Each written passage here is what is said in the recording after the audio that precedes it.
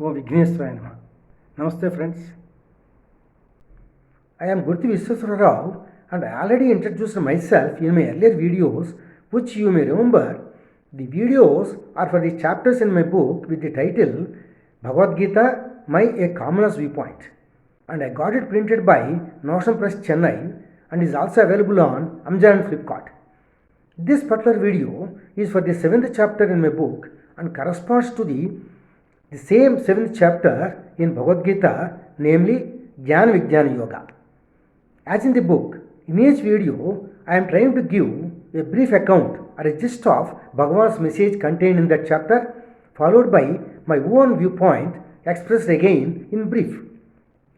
My viewpoint is as understood by me, a commoner amongst multitude of commoners in this world. In this chapter, Bhagavan starts with the assurance that a devotee with his Ananya Bhakti, that is unwavering devotion and constant meditation on Paramatma, will be able to know him in entirety.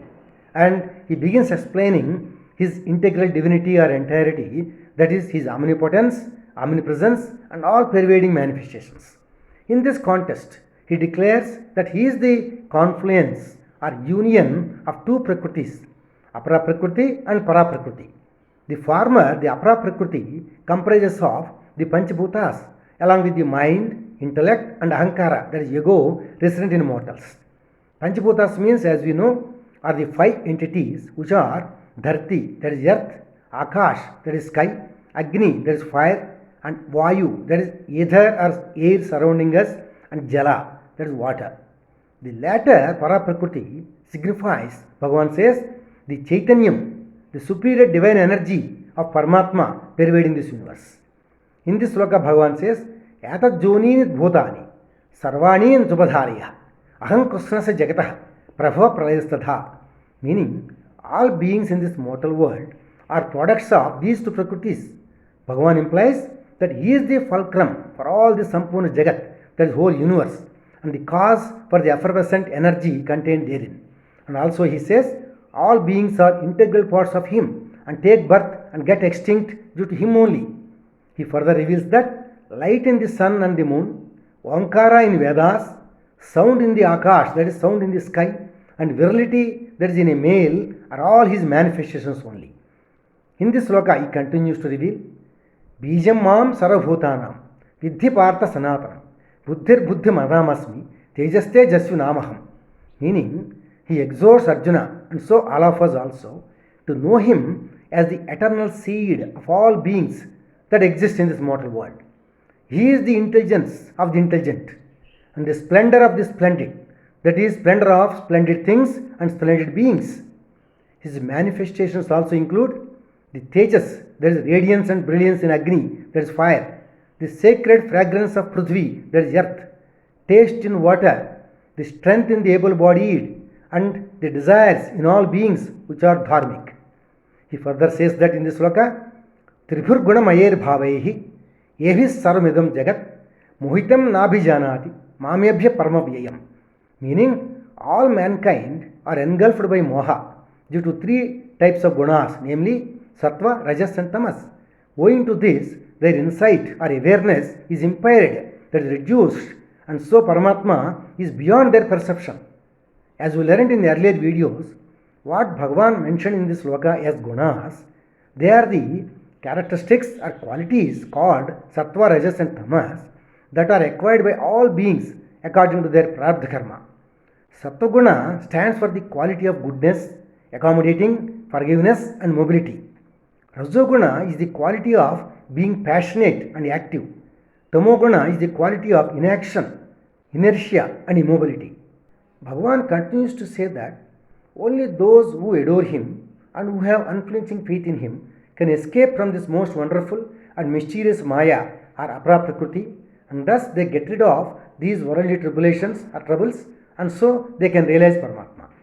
He further says that, but those who are carried away and whose vision gets veiled or disguised by this Maya Prakriti, they never worship Paramatma.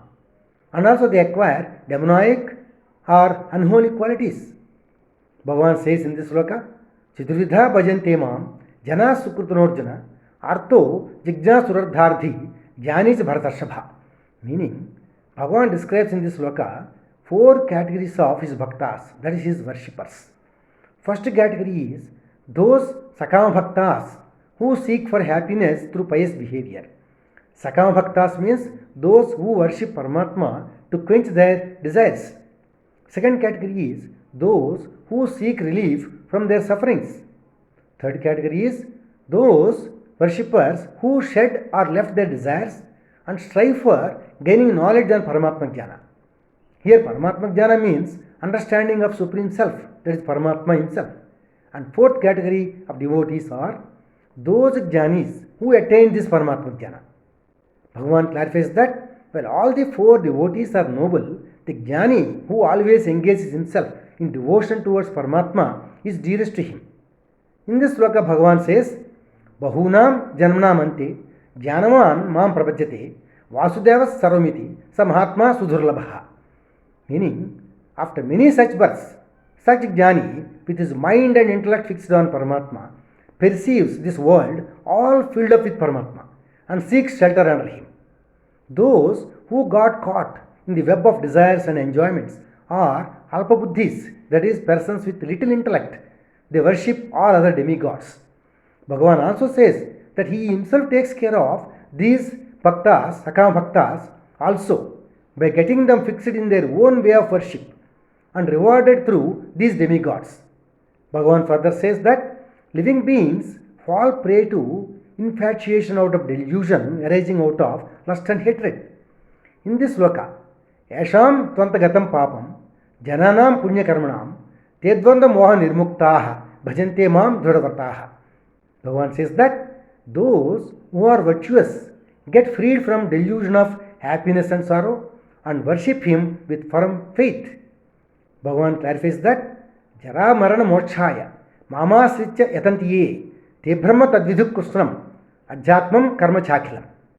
Meaning those surrendering to him and worshipping for salvation, that is, worshipping for freedom from bodily sufferings and death, they realize him as the eternal Almighty and as the underlying power behind all individual souls and understand all his actions.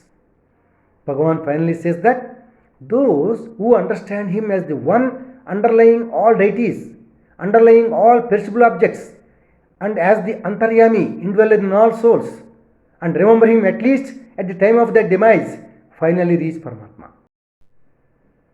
Friends, here starts my viewpoint on the message we just received from Bhagavan Sri Krishna in this chapter, Jnana Vijnana Yoga.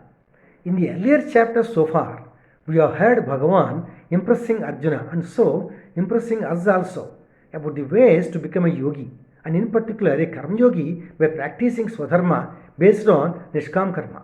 Also, he has exhorted or urged Arjuna and so urging us also to be always in a mood of dhyana, that is meditation, so as to get always rooted in Paramatma's thoughts and so realize the real self within this mortal body.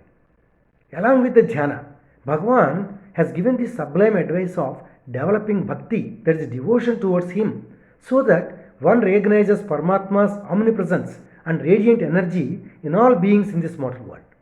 In this chapter, Jnana Vijnana Yoga, Bhagavan is very considerate in revealing his Brahmananda Swarupa and the grand spectacle of his omnipresence, omniscience and omnipotence. Brahmananda Swarupa means Paramatma Swarupa, that is his incarnation, whose worship gives immeasurable and immense happiness. In this sloka, Bhagavan starts revealing his manifestations. Matta parataram nanyat kinchidasya dhananjaya mai saramidam protam sutre maniganaiva. With meaning, there exists nothing whatsoever higher than him. That is, there is no other cause of this universe but him. Bhagavan says, just like a string supporting the gems on a garland. We find through this grand simile, Bhagavan clarifies that he alone is the supporter of this Jagat or the universe. As we already learned from Bhagavan's message in the beginning of this video, it is also most astonishing to receive the amazing truths from him that his manifestations include light in the sun and the moon, brightness in fire, fragrance of earth, and virility, that is manliness in a man, and sound in the akash, that is sound in the sky. And thus Bhagavan divulges his all-pervading tattvam or nature in this chapter. We commoners in these mortal forms, leading mundane lives and being laymen in all respects related to Paramatma Tattvam, we never question ourselves even about some common and most familiar things surrounding us. Suppose about the heat and light in the sun and the moon. Often we simply ignore to find answers. Suppose if we ponder over some of the obvious subjects like the light in the sun and the moon, sounds in the Akhanda Vishwam, that is, sounds in the whole universe, savor in water, we will be overwhelmed by our ignorance in knowing where from they originated and why they behave as they are seen and felt. Even though ordinary mortals we are, but with the assumed scholarly perception, we may scientifically try to satisfy ourselves with an answer for every aspect we observe around us. For instance, we offer the familiar explanation for the heat and light in the sun. What is that? In the sun, a phenomenon called a nuclear fusion taking place eternally, thus resulting in immense heat and luminance, some of which we receive on this earth. This is definitely true, but the real question remains, why all these phenomena should happen in that particular fashion only? That is the vital question we need to pose ourselves. Also, who has ordained or arranged these phenomena to happen? The same is the case with other myriad or multitude of phenomena happening around us. The fervor or the urge to know the truth must be the main essence of our pursuit at this nascent stage of self-inquiry and realization on our part. In this context, Bhagavan's declaration in the following two slokas is highly significant. What are they? Bhumirapo nalo vayuhu, kham mano buddhiravacha, hankari itiyam me bhinna prakutrashatha. The second sloka is Apreya metasvanyam prakritim vidhi me praham, jivabhutam mahabaho, liyedam dharite jagat. In these slokas, we find Bhagavan revealing his two natures, one of lower nature called Aparaprakriti and the other of higher nature, Paraprakriti. Bhagavan declares that the combination of these two Prakritis, that is Apara and Paraprakrtis, is the cause for the origin of all creatures or manifestations in this universe. Aparaprakriti is Jada, that is inert or passive one. On the other hand, Paraprakriti is vital or dynamic or full of chaitanyam or vitality. The Aparaprakriti derives energy from the Paraprakriti. Here, friends, if you refer to some of the revelations in the Mundaka Upanishad, they are very enlightening and informative. Mundaka Upanishad belongs to the group of Upanishads attached to Atharva Veda, and it has three Mundakams or parts. Each part has two khandas or two sections. In the beginning of the Upanishad, that is in the first Mundakam or the first part, the following question from a pupil or disciple seeking an answer from his teacher is vital. This question is equally applicable to our present position of utter ignorance. What is that question? Kasmin bhagavo vijnate sarvamidam vijnatam bhavati iti. The pupil or the disciple asks the teacher, what being known, all becomes known. That is, which being known makes us fully knowledgeable. Indeed, it is a very intricate question. We have the answer from the teacher. What is that clarification from the teacher? He classifies all knowledge into two. One, a lower one, that is Aparavidya, and other one, higher one, that is Paravidya. The lower knowledge, Aparavidya, pertains to knowledge of the Vedas, knowledge of sacrifices and rituals, including many others, while the teacher says the higher knowledge, that is Paravidya, is the means and ways by which one can comprehend or understand the imperishable Ashtar Brahman or Paramatma. Ashtar Brahman is described in this sloka of the Upanishad as Divyoha Murtaha Purushaha Sabhayabhyantaro Hyajaha Aprano Hyamanaha Subho Hyaksharat Parataparaha, meaning the Paramapurusha or Paramatma is transcendental or mystical or sublime, since he is formless and he cannot be seen. He has no origin, no rupa, that is no appearance. He is eternal, all-pervading, infinitesimal, imperishable and indestructible. It is the knowledge of such sublime Brahman is the fullest knowledge, that is Paravidya. Thus the teacher answered. This answer provides the same elaboration what we just received from Bhagavan Sri Krishna about his two Prakritis, Apara Prakriti and Apara Prakriti. The Upanishad further says in this sloka, Agnir Murdha Chachushi Chandra Suryau Disha Srotre Vadvivruta Vayu Prano Hridayam Vishwamasya Padbhyam Prithvi Hasha Sarabhutantratma. The teacher further has said in this sloka, The Agni, that is fire, is Paramatma's head. The sun and the moon is eyes. The four quarters, that is directions, are his ears. His speech discloses the Vedas. The wind is his breath. The heart is all the universe. The teacher continues to describe the Brahman as the cause of mountains, cause of rivers of every kind, cause of plants, herbs, and all living beings. And it is the inner self that dwells in all beings. And Brahman is everything, the empirical and the abstract, the object, the subject, and the action, that is karma. In essence, the Mundaka Upanishad teaches that true wisdom comes from understanding the self and realizing its confluence or unity with Brahman. In the present chapter, Jnana Vijnana Yoga, Bhagavan has revealed in this sloka, Rasoham apsu kaunteya, prapasma sas suryoho, pranava sara vedya sabdha, ke paurusham nushu. Meaning, Bhagavan says in this sloka, he symbolizes the letter Om in Omkara, which is the epitome of all mantras, hymns in Vedas, and usually referred to as Pranava, meaning the cosmic sound Om. Incidentally, it is true that the ancient yogis very well knew that sound is a powerful tool for healing and has a profound effect on both the body and the mind. And in this regard, they recognized that one of the prime instrument or prime medicine is the chanting of mantras or hymns. As you know, this fact is accepted by the scientific community as well. It is a fact that chanting Om with a meditative mind creates positive vibrations in the body and brings in positive energy to oneself. By chanting Om, we move the energy from the abdomen up to the brain. A continuous practice of chanting Om thus helps a person to calm the mind and clear the thought process. In this respect, it is also interesting to see in this sloka of Mundaka Upanishad, Pranavo Dhanu, Sharo Hyatma, Brahma Tallaksham Uchyate, Apramatyena Vyadhavyam, Sarvat Tamyo Bhavet. Meaning, in this sloka, the Upanishad proclaims Om as a means of meditation for self-realization. It says, Om is the bow, the arrow is the self, Brahman is the mark, by the undistracted and unwavering mind, the mark to be penetrated. While we need to recognize that Paramatma is omnipresent and omniscient, and he is the seed or source of all this Akhanda Vishwam, that is source of the whole universe, we should always remind ourselves of this Bhagavan's message in this sloka.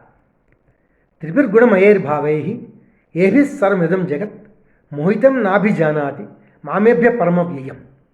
This sloka, with its meaning, we already heard in Bhagavan's message in the beginning of this video. What is the vital message in this sloka? He reveals our behavior is always influenced by the apara prakriti.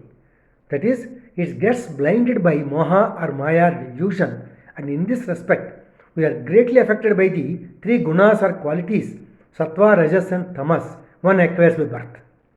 In the following sloka, he further said, Daivi hasha gunamayi, mama maya duratyaya, mameva ye prapadyante, maya metam tarantite. With the meaning, only those devotees who always worship him, that is, who worship the Supreme Self, they can escape from this maya or moha or delusion, and they get freed from the worldly bondages. Bhagavan continues to say that some less enlightened souls may indulge in worshipping minor deities in different forms with an expectation of getting their desires fulfilled. About these Sakam Bhaktas also, that is about the worshippers in pursuit of desires, Bhagavan issued them also in this sloka. Yo yam yam tanum bhaktas shraddhayarchitum ichhati, tasya tasya chalam shraddham tameva vidadhamyam. Through this sloka, we find that Bhagavan is so benevolent in assuring that he will take care of these ignorant souls. That is, he will take care of these Sakam Bhaktas also by getting them rewarded to the same deities whom they worship. However, Bhagavan cautions us in this sloka, Ichha Devasha Samuthena, Danda Mohena Bharata, Sarabhutani Sammoham, Sarge Yanti Parantapa. With the meaning, all mortals are affected by Raga and Dvesha, that is desire and anger, and consequently by the twin effects of happiness and sorrow, and so they are getting viciously trapped by moha or delusion. He further clarifies, one need to follow actions without the desire for the end result, and who perform activities with nishkam karma are the purified souls, and they get freed from moha or delusion of all the twin possibilities in life, and they worship Paramatma with a firm faith and determination. Finally, Bhagavan says in this sloka of this chapter, Sadhi bhotadi daivam mam sadhi yajjam cha ye viduhu prayana kalepi cha mam te vidyur yukta chetasaha. That is, we find that this sloka carries a profound message which Bhagavan further elaborates in the next two chapters, Akshara Parabrahma Yoga and Rajvidya Rajguhi Yoga. What is this profound message?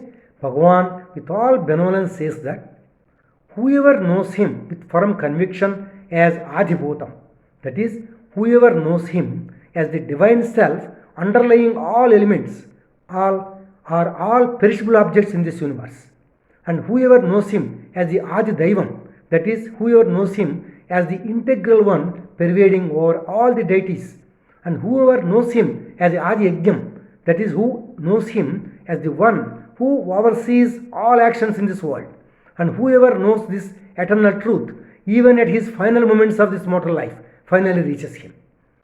In accordance with this assurance, we will receive messages from Bhagavan in the coming chapters, and he continues to further highlight about his Paraprakriti or integral divinity, and also explains how one can reach him through concentrated meditation and single-minded devotion. With this ends my viewpoint. Dear friends, I wish to say about the Vishesh Sukti or a special word, which is a connected and an illuminating thought from a Upanishad or a writing by an eminent personality. Also, it is connected with the message given by Bhagavan Sri Krishna in this chapter. Here, the Vishesh Sukti is from Svetasvatara Upanishad, which is associated with Yajurveda. It is named after the sage Svetasvatara, and his disciples are also sages. The Svetasvatara Upanishad consists of 6 chapters, dealing with an exhaustive exposition or explanation about Paramatma Tattvam or nature. This is similar to Mundaka Upanishad, about which I briefly talked about in my viewpoint of this video. The Svetasvatara Upanishad interestingly and closely dwells on or inquires into the sublime and integral divine nature of Paramatma, about which we already heard from Bhagavan in the present chapter. For instance, Bhagavan clearly stated in the following sloka, Bijam mam sarabhutanam vidhi partha sanatanam buddhir buddhi matamasmi tejaste jasvinamaham. The essential meaning in this sloka is, Bhagavan says, he is the eternal seed or source or beginning of all beings that exist in this Jagat or whole universe. In Svetasvatara Upanishad also, we find a vivid discussion on the sublime truth. In this context, the following questioning by the pupils of the disciples is highly significant, because we are at the threshold of a learning phase and we need to be fully ready to receive all about Paramatma from any source in order to supplement our understanding of this sublime subject. Let us hear to the question in this Svetasvatara Upanishad by the disciples. King Karanam Brahma Kvatas Pajataha Jivana Kena Kvachas Sampratishtha Hadishtataha Kena Suketareshu Vartamahe Brahma Vidyo Vyavastham. It is a sort of self-questioning by the sages with the meaning. They wondered whence we are born and why do we live, where is our final rest, and whose orders are we, what is the power behind our actions, who commands the law of happiness and misery. As you can understand, the question perfectly fits into our present ignorant position. On the other hand, the sages themselves, being highly knowledgeable, they found the answers also. By meditation, they realized the truth which is expressed in this sloka. Tedhyana yoganagata apashyan devatma shaktim sugunair nigudham yak karanani nikhilani tani kalatma yuktani hati tishtat chekaha. The realization is contained in this sloka. What is that realization? The underlying power is the Supreme Self or Paramatma, who exists as the self-luminous power in everyone, and who is the source of the intellect, emotions and will, and who presides over all the causes beginning with time and ending with the individual soul, and who had been incomprehensible and unfathomable, that is not easily understandable by mortals because of the limitations of their intellect. To our enlightenment, we find further elaboration on Paramatma's omnipresence and omnipotence from the following sloka in the Upanishad. Sanyukta metaksharam aksharancha vyakta vyaktam bharate viswamishaha anishaschatma bhajyate bhoktur bhavaja jnatma devam muchite sarvapashaihi. Meaning in this sloka is, The rishis have understood that Paramatma supports this universe, which consists of a combination of the perishable and the imperishable, the manifest and the unmanifest, that is, Apara and Para Prakritis.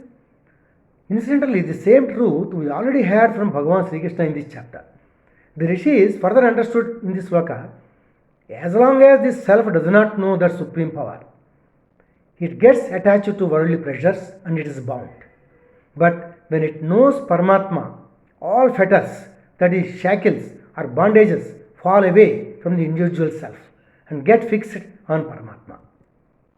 Thus, with these brief words about Svatastara Upanishad, I conclude this Vishesh Sukti. Before I leave, friends, I wish to recite a couple of hymns or slokas in Chansakrashtakam. Chansakrashtakam is composed in Sanskrit by sage Markandeya of ancient times. Chansakrashtakam is an ardent and fervent prayer by Markandeya in worshipping Lord Shiva, the God incarnate. By reciting the Chansakrashtakam, Markandeya, at a very early age of 16, was saved by Lord Shiva from the clutches of Yama, the Lord of Death.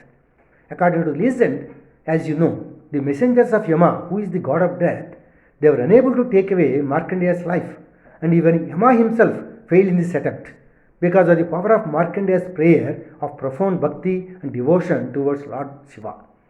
Chansakrashtakam, thus written in praise of Lord Shiva, is a powerful prayer of 8 verses. I try to recite here a couple of verses. The Ashtakam starts with the following invocation to Lord Shiva, addressing him as Chandrasekhara, that is, as the Lord with the moon adorning and decorating his divine crown. Chandrasekhara, Chandrasekhara, Chandrasekhara pahi mam. Chandrasekhara, Chandrasekhara, Chandrasekhara rakshamam. The first verse in the Ashtakam reads as Ratnasanu Sharasanam Rajatadri Shrunganiketanam Shinjani Kruta Pannageshwara Machutanala Sayakam Shipradagdha Puratrayam Tridivalayairavhivanditam Chandrasekhara Masraye Mama Kinkarishyati Vayyamaha Kinkarishyati Vayyamaha. Meaning, I seek refuge in Lord Shiva, who has the moon on his crown, who made the mountain of jewels into his bow, who made the serpent Vasuki as rope, who made Lord Vishnu as arrows and destroyed the 3 cities, and who is saluted by Tribhuvana, that is, all the 3 worlds. And so, what can the God of death do to me?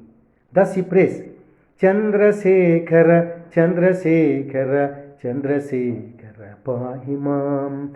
Chandrasekhara, Chandrasekhara, Chandrasekhara rakshamam. The next verse is Panchapadapa pushpagandha padambujadvaya sobhitam falalochana jatapavaka dagdha manmadha vigraham bhasmadigdha kalebaram bhavanashanam bhavamavyayam Chandrasekhara masraye mama kinkarishyati vayyamaha Kinkarishyati Vayyamaha. Meaning, I seek refuge in Lord Shiva, who has moon in his crown, who shines with the pair of his lotus-like feet, which are worshipped by the scented flowers of the 5 kalpaka trees, who burnt Manmatha, the god of love, by using the fire from the ice on his forehead, and who applies ash all over his body, and who destroys the sorrows of life, and who does not have destruction. And so, what can the God of death do to me? Thus he prays, Chandrasekhara, Chandrasekhara, Chandrasekhara pahimam. Chandrasekhara, Chandrasekhara, Chandrasekhara rakshamam. The next verse is Mattavarana mukhya charma krutottariya manoharam Pankajasana padmalochana Pujitangri saroruham Devasindhu taranga sikara Sikta subhra jatadharam Chandrasekhara masraye mama Kinkarishyati vayyamaha Kinkarishyati vayyamaha. meaning worship Lord Shiva, who has moon in his crown, who is stealing the minds because of his upper cloth made of the skin of an elephant, and who has lotus-like feet which are worshipped by Lord Brahma and Lord Vishnu, and whose hair is drenched by drops of the waves of the holy river Ganga, and with his shelter, what can Yama, the god of death, do to me? Thus he prays, Chandrasekhara, Chandrasekhara, Chandrasekhara, Pahimam. Chandrasekhara, Chandrasekhara, Chandrasekhara, Rakshaman. Thus the worship beautifully goes on. Recitation of Chandrasekharashtakam instills in a person fearlessness and bestows him with courage and the strength to bravely face even the final end of this mortal life. Sage Markandeya remained a Chiranjeevi, that is blessed with the holy boon of eternal life by Lord Shiva. Friends, as you may know, Markandeya Purana, one of the 18 major Puranas, is written by sage Markandeya in Sanskrit, and it is one of the oldest in Purana genre. It holds an important position among these Puranas. With these few words, I now remain.